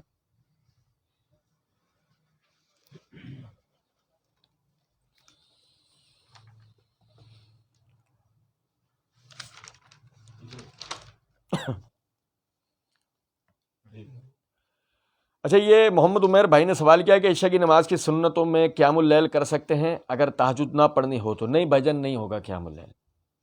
اب اس بات کو سمجھیں کہ اصل میں عشاء کی نماز کا وقت ہی علیحدہ ہے اور قیام اللیل وہ وقت ہی علیحدہ ہے. عشاء وقت کسی اور وقت کو کہا گیا اور لیلتن یہ کسی اور لفظ کو کہا گیا. تو یہ قیام اللیل جو ہے یہ عشاء کے ساتھ نہیں کرنا چاہیے. اس کے اور اس کے درمیان میں کم از کم وہ فاصلہ رکھنا چاہیے جو صحیح بخاری کے اندر آتا ہے کہ نبی صلی اللہ علیہ وسلم کے لیے وہ صحابی بیان کرتے ہیں کہ آپ صلی اللہ علیہ وسلم نے رمضان کے اندر ہمیں قیام اللیل کروایا، اس طرح کہ آپ عشاء کی نماز پڑھ کے چلے گئے اور پھر کچھ دیر کے بعد آئے اور آپ نے ہمیں یہ قیام اللیل کی جماعت، جس کو رمضان کے اندر جو ہے وہ تراویح بھی بعض لوگ کہہ دیتے ہیں، تو یہ جو ہے وہ آپ نے ہمیں نماز پڑھائی. تو اس سے یہ بات پتہ لگی کہ عشاء کی سنتوں کے ساتھ جو ہے وہ قیام اللیل کا کوئی تصور نہیں ہے. تصور یہ ہے کہ آپ گھر سے یعنی کہ مسجد سے گھر چلے جائیں، اس کے بعد وقت نکالیں یعنی کہ اس کے لیے، اور پھر آپ قیام اللیل پڑھیں، یہ اس کا طریقہ ہے۔ اچھا، پھر بھائی نے سوال کیا، آپ نے رفع الیدین کا ذکر زور سے کیا اپنے دلائل کے ساتھ، لیکن اس کے بارے میں جو ترک کے قائل ہیں، دلائل دیتے ہیں، وہ آپ لوگ کیوں گول کر جاتے ہیں؟ معذرت کے ساتھ میرے بھائی، میں مناظرہ بازی کر نہیں رہا تھا، اور نہ میں نے کوئی زور دیا ہے جواب دینے میں، آپ نے ہی بڑا زور اس جواب کو سننے میں لگایا، ورنہ میں نے اس سے کہیں زیادہ زور جو ہے نا لفظ مولا کے اوپر، بات کے اوپر لگایا، معذرت کے ساتھ۔ لیکن بہرحال اپنا اپنا سننے کا انداز ہے، اور شاید اسی سے آپ بھائیوں کو یاد آ گیا ہوگا کہ جو میں نے ابتدائی ویڈیو جو بنائی تھی نا، ابتدائی ویڈیو میں نے توجہ دلائی تھی کہ دیکھو جب سوال جواب کا سلسلہ چلے گا تو کچھ لوگ اس نیت سے بھی کھڑے ہوں گے، میں نے توجہ دلائی تھی، وہ نیت آپ بھائیوں کو یاد آ گئی ہوگی، ٹھیک ہے نا؟ تو آپ اس بات کو سمجھیں کہ خدا نخواستہ ہم کوئی مناظرہ بازی والا معاملہ نہیں کر رہے تھے کہ جو ہم اس کے یا اس کے دلائل کا ذکر کریں۔ ہاں، ہم اس کو گول نہیں کر رہے، آپ مہربانی کر کے یہی کمنٹ کے اندر امام ابو حنیفہ سے صحیح متصل سند کے ساتھ ترک رفع الیدین کے اوپر کوئی دلیل بیان کر دیں، ہم اس کو قبول کر لیں گے۔ جزاک اللہ خیر۔ یہ کاشف خان بھائی نے سوال کیا ہے کہ مسئلہ باغ فدق کیا ہے؟ اس مسئلے پہ ہماری پوری ویڈیو موجود ہے یوٹیوب چینل کے اوپر، آپ دیکھیں گے کہ فدق کا مسئلہ کیا ہے، تو آپ کو اس عنوان سے وہاں ویڈیو مل جائے گی۔ اچھا جی، بھائی نے سوال کیا ہے محمد حماد کہ اللہ کے نظام کے علاوہ نظام طاغوت ہے تو ووٹ دینا بھی اس کا حصہ ہے۔ اللہ کے نظام کے علاوہ نظام طاغوت ہے، یہ کیا ہے؟ دیکھیں، یہ مت کیا کریں، یہ بڑا مسئلہ ہمارے ہاں بھائی سوال کرتے ہیں، اس میں اصطلاحات کو ذکر کرتے ہیں، وہ اصطلاحات یعنی مانوس نہیں ہوتی۔ جب وہ مانوس نہیں ہوتی تو نتیجتاً یہ ہوتا ہے کہ وہ افاد عامہ کا باعث نہیں بنتے وہ سوالات، ٹھیک ہے؟ وہ سوالات افاد عامہ کا باعث نہیں بنتے۔ اب آپ اس بات کو سمجھیں، آپ نے کہا کہ اللہ کے نظام کے علاوہ نظام طاغوت ہے، تو جب آپ یوں جملہ بولیں کہ اللہ کے نظام کے علاوہ نظام طاغوت ہے، تو یہ کیا ہے طاغوت؟ ایک عام بندہ تو سوچے گا نا اس بات کو، اب پہلے ہمیں اس طاغوت کی تشریح کرنی پڑے گی، پھر ہمیں اس کا جواب دینا پڑے گا، تو اس سے بھی زیادہ آسان کر لیتے ہیں نا ہم بات کو۔ آسان بات یہ ہے کہ ووٹ دینا اسلام کا طریقہ نہیں ہے، یہ آسان ترین بات ہے، یہ ہر کسی کو سمجھ میں آنے والی بات۔ ووٹ دینا اسلام کا طریقہ نہیں ہے، یہ اسلام کے علاوہ جو لوگوں کے بنائے ہوئے نظام ہے یہ ان کے اندر طریقہ ہے۔ اسلام جو ہے وہ بیعت کا قائل ہے، خلیفۃ المسلمین، یعنی کہ خلیفۃ المسلمین کو جو مسلمانوں کی شورا ہے وہ چنتی ہے اپنے اندر سے بیسٹ آف دا بیسٹ کو، اور اس کے ہاتھ پر سب بیعت کر لیتے ہیں۔ یہ ایک خلافت کا ہمارے نظام کا ایک مزاج ہے۔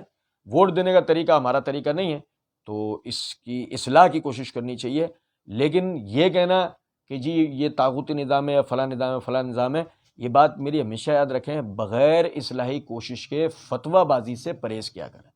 یہ ہمارے یہاں بڑا مسئلہ ہے، ہم اصلاحی کوششیں کرتے نہیں ہیں کہ اس کے لیے کوئی محنت کریں، لوگوں کی ذہن سازی کریں، وہ تو کرتے نہیں، فتویٰ بازی والا معاملہ پہلے شروع کر دیتے ہیں۔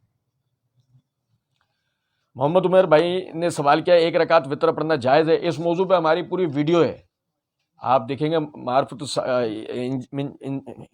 مرزا انجینئر کی حقیقت کے عنوان سے ویڈیو موجود ہے، اس کے اندر جو ہے وہ ہم نے ایک پورا کلپ بھی علیحدہ کرا ہے کہ کیا جو ہے وہ ایک رکعت وتر پڑھنا صحابہ کرام رضوان اللہ علیہ مجمعین کا طریقہ نہیں تھا، اس میں ہم نے اس کی پوری وضاحت دی ہے۔ اچھا جی، بھائی کہتے ہیں آپ جو انجینئر علی مرزا کی حقیقت کی ویڈیوز میں کتابیں دکھاتے ہیں، کیا کروں اس کا بھی سوال ہے؟ آپ جو انجینئر علی مرزا کی حقیقت کی ویڈیوز میں کتابیں دکھاتے ہیں، کیا ہمیں وہ ٹائٹل اور یا ہائی لائٹڈ تصویریں مل سکتی ہیں؟ عثمان یوسف، آپ ان باکس کے اندر کوئی بھی چیز آپ کو حوالہ چاہیے ہوا کرے، آپ ان باکس کے اندر بھائیوں سے رابطہ کر لیا کریں، بھائی آپ کو وہ حوالہ جو ہے وہ بھیج دیں گے، اور جو ہے اس کو انشاءاللہ ہائی لائٹ بھی کر دیں گے آپ کے لیے، کوئی مسئلہ نہیں۔ اچھا، یہ بھائی نے سفیان بھائی نے سوال کیا ہے کہ سنن نسائی کی حدیث نمبر 4572 کے بارے میں بتائیں۔ اچھا، یہ 4572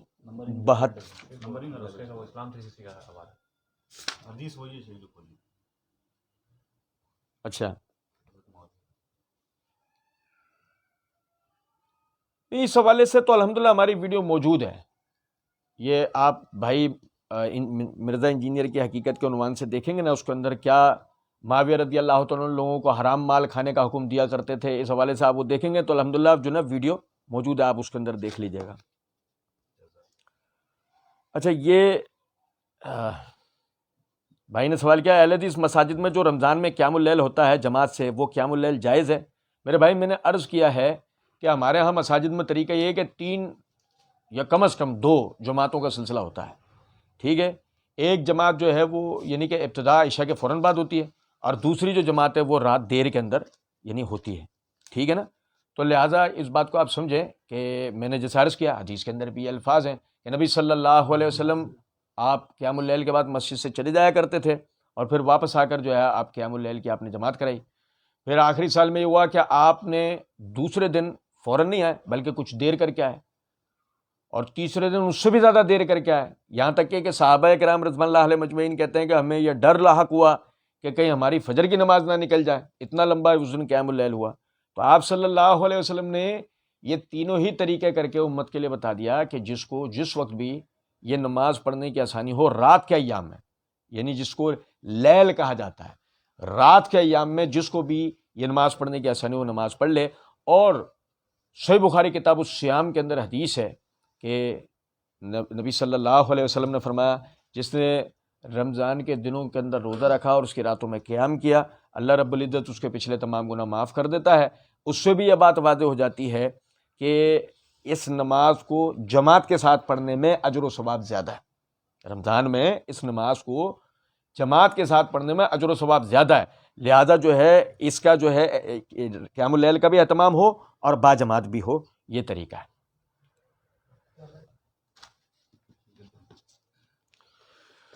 ایک بھائی نے سوال کیا ہے کہ دعا کی قبولیت کے اوقات کیا ہیں؟ جمعے کے خطبے میں دعا کی قبولیت کے زیادہ امکانات ہیں؟ یہ عمیر بھائی کا کیا ہوا سوال ہے۔ دیکھیں، جمعے کے خطبے میں دوران خطبہ دعا کرنا یہ مناسب نہیں ہے، بلکہ میں آپ کو بتاؤں کہ اذا قرئ القرآن فاستمعوا لہ وانصتوا لعلکم ترحمون، اس آیت کی تفسیر میں بعض علماء جو نا وہ یہ اقوال لے کر آئے اپنی تفاسیر کے اندر کہ اس آیت کے شان نزول میں ایک چیز یہ بھی ہے کہ امام کے دوران خطبہ مقتدی کوئی اور عمل کرے تو اس کو منع ہے۔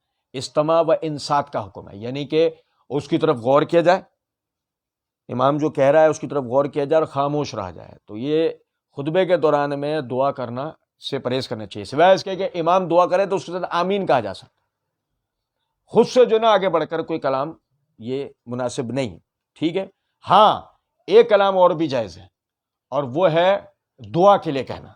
صحیح بخاری کے اندر حدیث ہے، کتاب الاستسقاء کے اندر نبی صلی اللہ علیہ وسلم خطبہ دے رہے تھے، ایسے میں کچھ لوگ کھڑے ہوئے، انہوں نے کہا اللہ کے رسول قحط سالی ہے، ہمارے بڑے برے معاملات ہیں، آپ ہمارے لیے دعا کروا دیں۔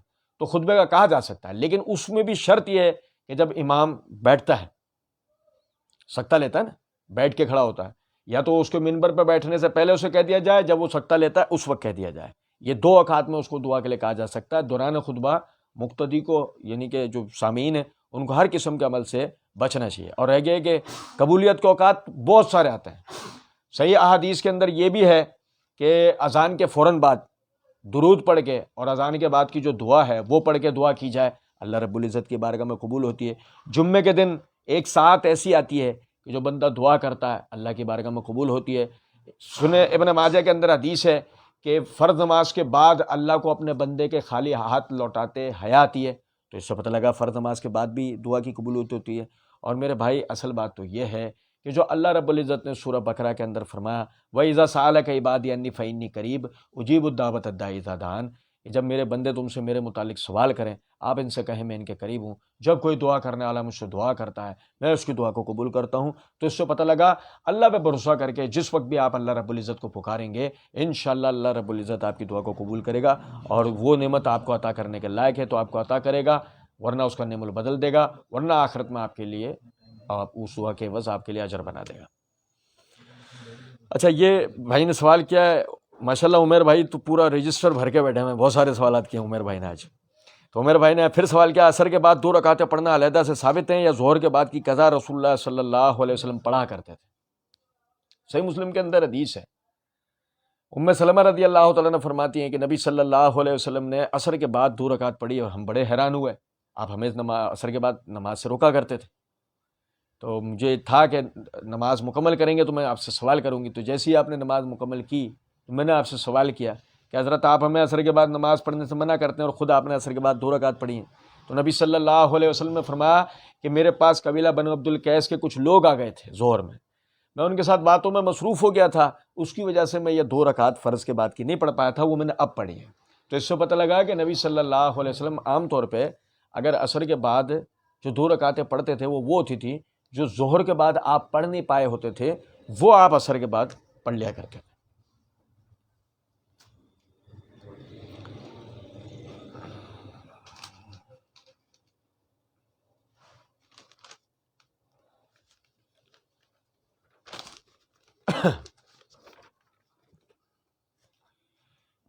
بھائی نے سوال کیا وظائف کی حقیقت کیا ہے؟ مثال کے طور پر نوکری حاصل کرنے کے لیے وظیفہ وغیرہ حماد جدون.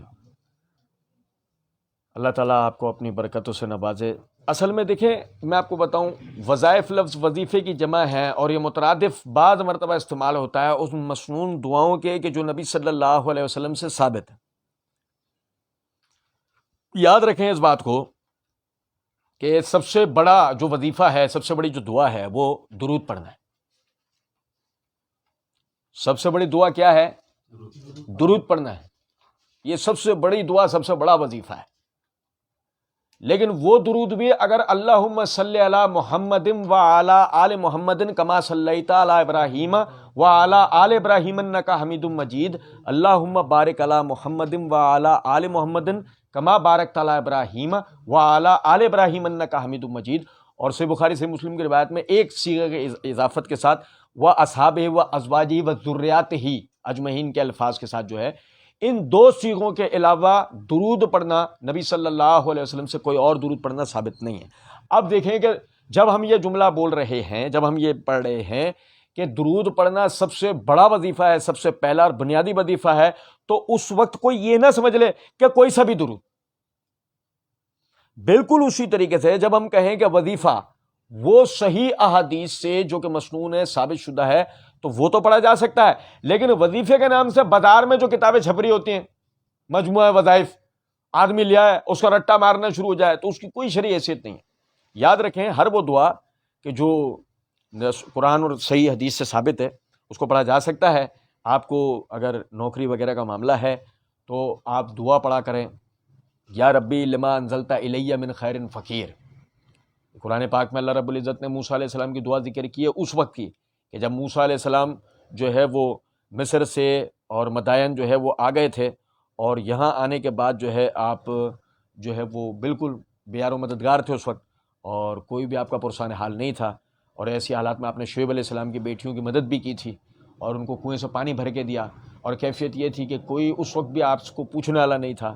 تو اس حالت میں آپ نے اللہ رب العزت سے دعا کی، اے میرے رب جو کچھ بھی آپ میری طرف نازل کرتے ہیں میں اس کے لیے آپ کا منگتا ہوں، آپ کے در کا فقیر ہوں. یا ربی لما انزلت الیہ من خیر فقیر. اور اس کے بعد سے ہی موسیٰ علیہ السلام کے ساتھ وہ برکت والے معاملہ شروع ہوئے تھے کہ جو وہ دونوں بہنیں آئی تھیں اور انہوں نے آ کر کہا تھا کہ والد صاحب آپ کو یاد کر رہے ہیں، آپ ذرا آ جائیں. تو پھر موسیٰ علیہ السلام شعیب علیہ السلام کے پاس گئے تھے اور وہیں سے پھر وہ سارا سلسلہ نبوت و رسالت کا کی ابتدا بنی تھی.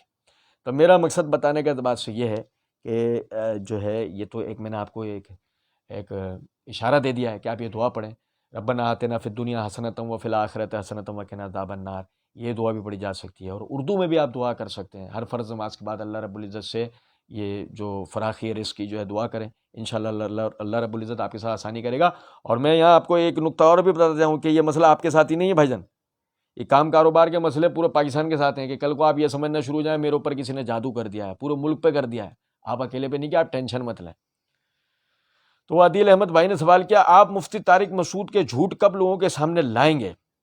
ہم عادل احمد بھائی کی جناب میں عرض کریں گے جیسی عادل احمد بھائی مل کر ہمیں وہ جھوٹ دکھائیں گے. عادل احمد بھائی ہمارے ساتھ کسی دن چائے پی لیں، مفتی طارق مسعود صاحب کے وہ جھوٹ ہمیں ایسے دکھا دیں کیوں میں سامنے، پھر ہم مفتی طارق مسعود صاحب کے بھی جھوٹ سب کے سامنے لے آئیں گے. بلکہ ہم تو عادل احمد بھائی کو مشورہ دیتے ہیں، عادل احمد بھائی فارغ وقت میں آپ کیا کر رہے ہو، آپ ہی لے آؤ نا ان جھوٹ کو سامنے، کتنا اچھا ہو جائے گا. اچھا ہے ایک اور آدمی کا اللہ کے دین کی خدمت میں اضافہ ہو جائے گا نا. ماشاءاللہ آپ کو نظر آ رہے ہیں تو آپ ہی محنت کر لو، اور اگر آپ کو ایسا لگتا ہے کہ نہیں آپ سے نہیں ہو پائے گا تو کوئی مسئلہ نہیں، آپ ہمارے ساتھ ایک چائے پی لیں, ہمیں جو ہے وہ جھوٹ سارے دکھا دیں, ہم وہ آپ کی ہی تعاون سے اور آپ کے نام سے ہم انشاءاللہ اس کو بیان کر دیں گے, کوئی مسئلہ ہے کیا؟ اچھا, عرفان صدیقی صاحب نے کہا کہ میں انجینئر علی مرزا کو بہت سنتا تھا, لیکن آپ کو سننے کے بعد میں نے اسے سننا چھوڑ دیا, الحمدللہ ھذا من فضل ربنا. سوائے معاویہ رضی اللہ تعالیٰ عنہ کے مسئلے کے, کیا اہل حدیث کو انجینئر علی مرزا کی تائید نہیں کرنی چاہیے کیونکہ وہ زیادہ تر اہل حدیث مسلک کی باتیں کرتا ہے؟ میرے بھائی آج میں آپ کو ذرا اہل حدیث مسلک کی تھوڑا سا تعارف کروا دیتا ہوں نا. دیکھیں, اہل حدیث مسلک اصلاً کتاب و سنت پہ عامل لوگوں کی جماعت کا نام ہے, جس کا ایک اپنا ذاتی منہج ہے, وہ منہج جو کتاب و سنت سے ثابت شدہ ہے, وہ منہج جو قرآن و صحیح احادیث پر مبنی اور سلف صالحین کے فہم کے عین مطابق ہے. اس میں افراد کی اہمیت نہیں ہے, اس میں منہج اور کام کی اہمیت ہے. اس میں اہمیت اس چیز کی نہیں ہے کہ بیان کرنے والا سیف اللہ محمدی ہے یا انجینئر محمد علی مرزا ہے. اس میں اہمیت اس بات کی ہے وہ بیان کیا کر رہا ہے اور اس کے نتائج کیا نکل کے آ رہے ہیں. اگر مثال کے طور پہ انجینئر محمد علی مرزا صاحب صحابہ کرام رضوان اللہ علیہم اجمعین کا دفاع کر رہے ہوتے اور اس آڑ کے اندر فتنوں کا رد کر رہے ہوتے, فرقوں کا رد کر رہے ہوتے, اور لوگوں کے جو جھوٹ فریب دھوکہ دہیاں ہیں ان کو ان کی کتابوں سے واضح کر رہے ہوتے, تو میں آپ کو سچ بتا رہا ہوں, مرزا صاحب کی پشت پہ اگر پورے پاکستان پوری دنیا کے اندر اگر کوئی جماعت سر فہرست کھڑی ہوتی تو وہ اہل حدیث تھے. تمام اہل حدیث مرزا صاحب کی پشت پہ کھڑے ہوتے. لیکن ہوا کیا کہ چونکہ مرزا صاحب خود کو آئیکن سمجھتے ہیں, جیسے کہ مسئلہ نمبر 157 میں انہوں نے اپنے بارے میں کہا ہے, اور جیسے کہ مرزا صاحب اپنے آپ کو اس جو نا سب کانٹیننٹل کی سب سے علمی شخصیت سمجھتے ہیں, جیسے کہ اشاروں کنایوں کے اندر انہوں نے مسئلہ 157 میں اس کی طرف توجہ دلائی, اور میں توجہ دلاتا رہتا ہوں کس طرح.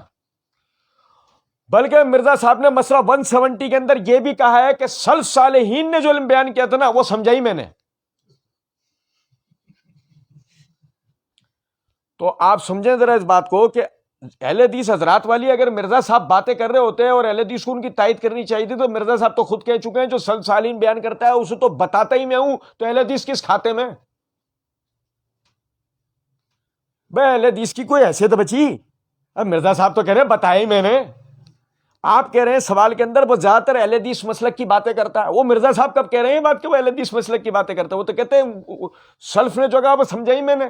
یہ تو آپ کا مرزا صاحب سے آج تک کا حسن زن ہے جو آپ مرزا صاحب کے لیے بات کہتے ہیں کہ وہ اہل حدیث والی باتیں کرتے ہیں. اچھا, اب ایک اور بات سمجھیں, میں آپ کو دعوت فکر دیتا ہوں, آپ اہل حدیث کے منہج کو پڑھیں, آپ اہل حدیث کے منہج کو پڑھیں.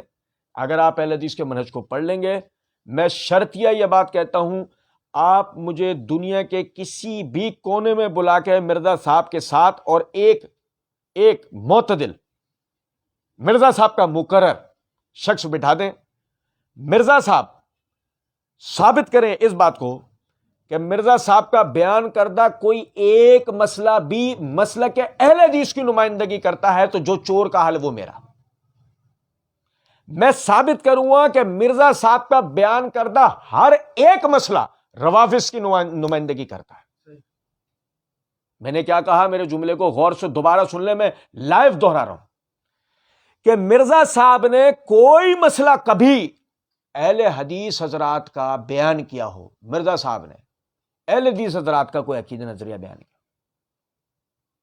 گارنٹی سے میں یہ بات کہتا ہوں جو چور کا حل وہ میرا. اگر مرزا صاحب ثابت کر دیں میرے سامنے بیٹھ کے, میں ثابت کروں گا مرزا صاحب نے آج تک جو بھی بیان کرا ہے وہ سب روافض کی جو ہے تائید میں بیان کرا ہے. اور رہ گئی یہ بات کہ بھائی سوائے معاویہ رضی اللہ تعالیٰ عنہ کے مسئلے کے جو ہے وہ اس کی ہم تائید کر لیں. آپ میری بات سمجھیں, آپ منہج اہل حدیث پڑھیں, مرزا صاحب کو سنیں. میں اس سے بھی پہلے آپ کو دعوت فکر دیتا ہوں, آپ مرزا غلام احمد قادیانی کو پڑھیں. آپ یقین کریں کہ اگر مرزا غلام احمد قادیانی کو یوٹیوب چینل حاصل ہو جاتا, آج مرزا غلام احمد قادیانی کے فالوورز مرزا انجینئر کے فالوور سے 10 لاکھ گنا زیادہ ہوتے. بلا مبالغہ ہم یہ بات کرتے ہیں.